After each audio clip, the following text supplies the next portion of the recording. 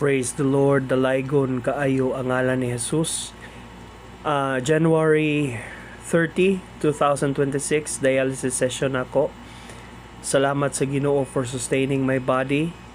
Salamat sa Ginoo for the opportunity nga bisan pa man taliwala sa atong balatian, gitagaan na gyud tag kinabuhi sa Ginoo.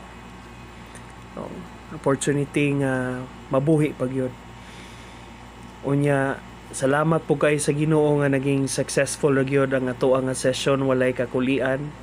Mao ni siya ang video sa cannulation, no? Pag-cannulate nila sa ako ang fistula para nga mag-start na ang process sa pag-dialysis, no? Mag-start na ang session sa dialysis.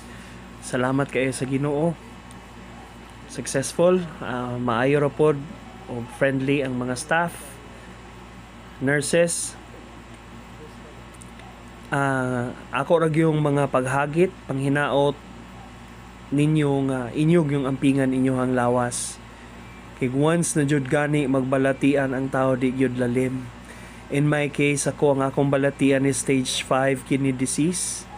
Wala na gyud laing tambal kundi mao ra gyud ang pagdialysis. Mao na nga balig yung lisura di gyud siya lalim. Just imagine maglingkod ko diya 3 to 4 hours per session, dayong 3 times a week na. Tulo sa usa ka semana ko moadto og dialysis center.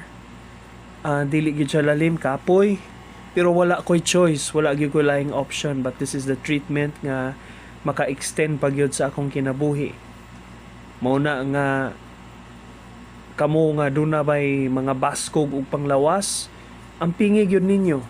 Ug mahimo likay gyud mo anang mga energy drinks, soft drinks, mga pagkaon nga mga chichirya, nga mga bawal, makadaot yun na siya. Mga tamis kayo, makadaot yun na siya.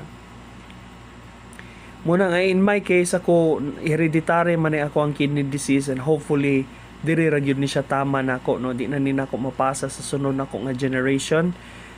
Sa ngalan ni Jesus, ako na ni siyang giputol, gi-cut off. Importante gyud nga kamo mag-amping gyud mo sa inyong panglawas. Ayaw gyud ninyo pasagdi.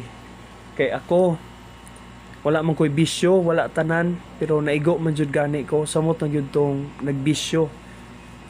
So mo na nga mag-amping gyud ta sa atong panglawas.